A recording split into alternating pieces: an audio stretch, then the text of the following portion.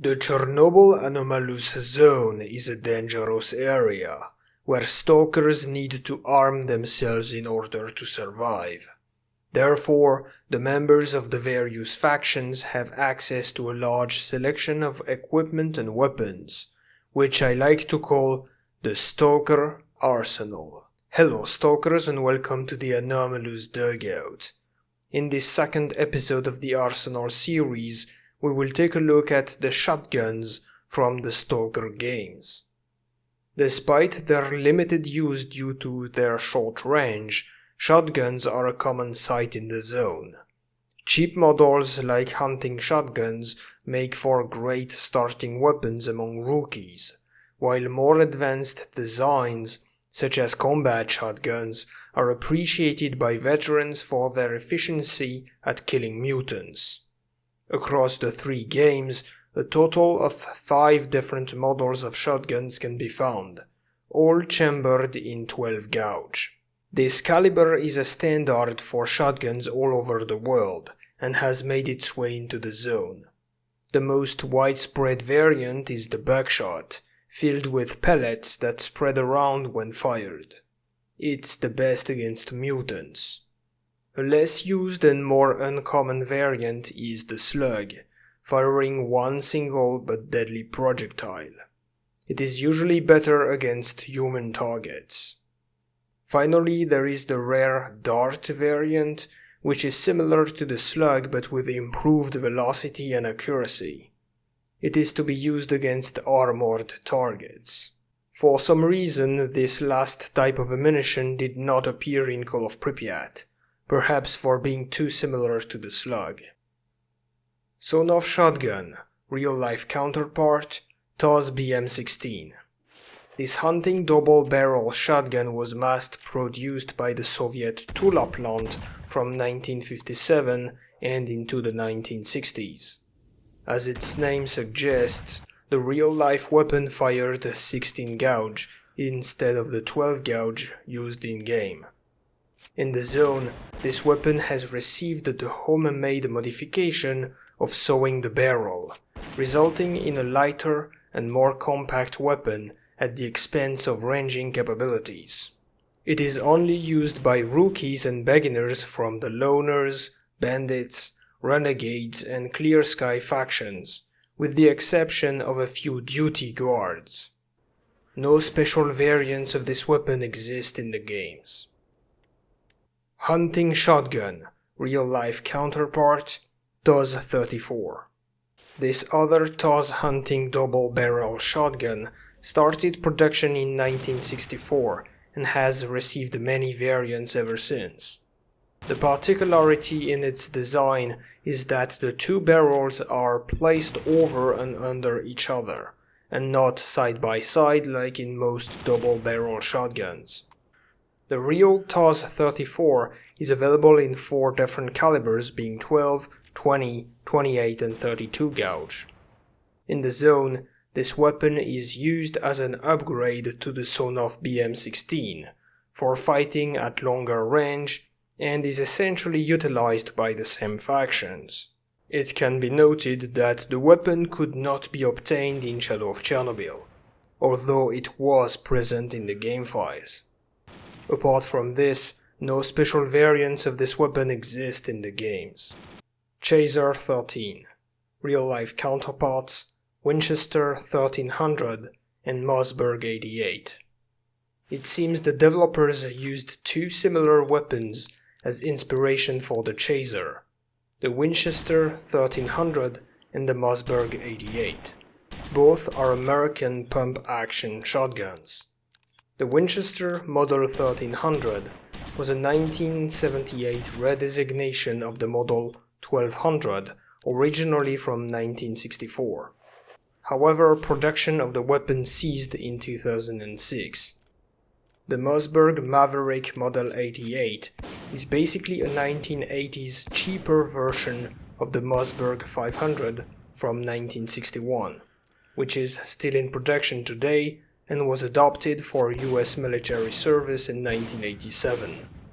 This makes it a more likely counterpart than the Winchester to the Chaser 13.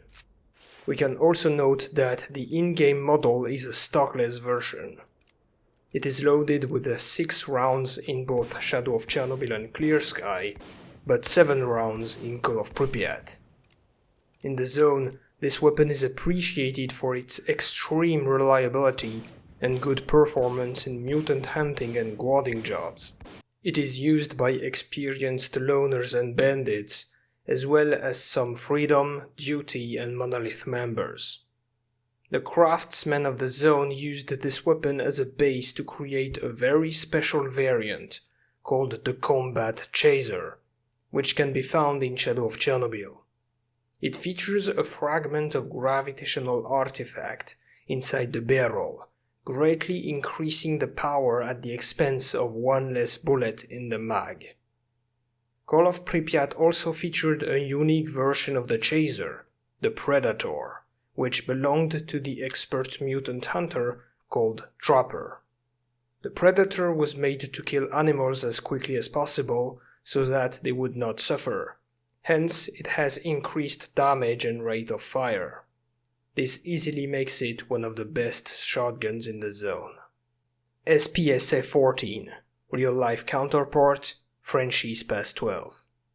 The legendary S.P.A.S.12 is an Italian combat shotgun produced from 1979 to 2000, used by some military and police forces, including SWAT teams.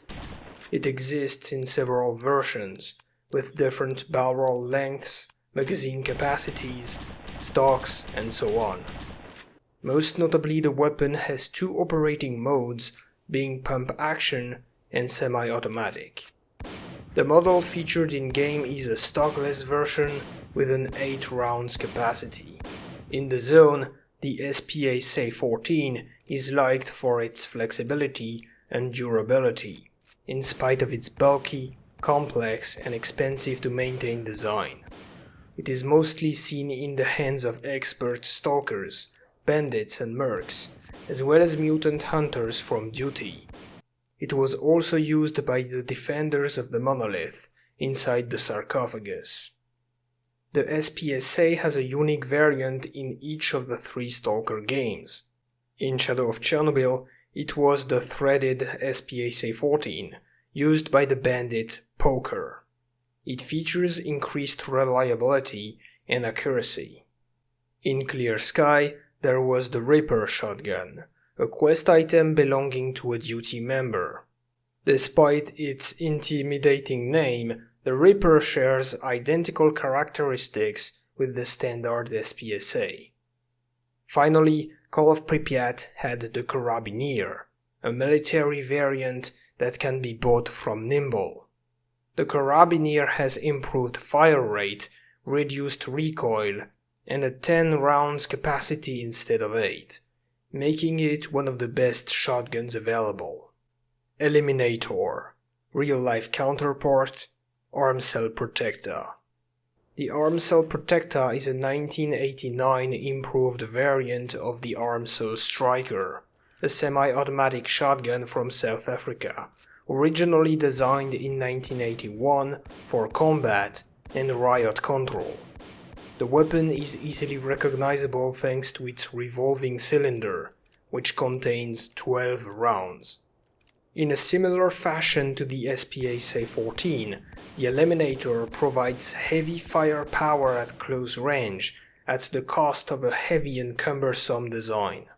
However, the Eliminator also suffers from a long reload process. Thus, it appears to be less appreciated than the S.P.A.S.A.14 and is actually a very rare sight in the zone. Still, it is used by a few expert bandits, mercs and monolith warriors, but only in Call of Pripyat, as the weapon did not appear in the previous games. One interesting thing about this weapon is that it can be equipped with a Suzat scope, the only shotgun in the series to accept such an accessory. Unfortunately, it does not feature any unique variants, probably due to the rarity of the base model itself.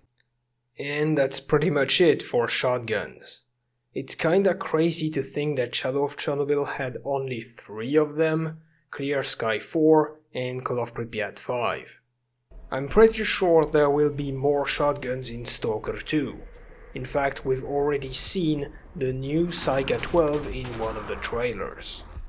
That being said, what's your favorite shotgun from the series? Personally, I like to use the SPAC-14, but make sure to tell me your opinion in the comments. Next time we will take a look at assault rifles. I hope you enjoyed the video. Thanks for watching, and good hunting, S.T.A.L.K.E.R.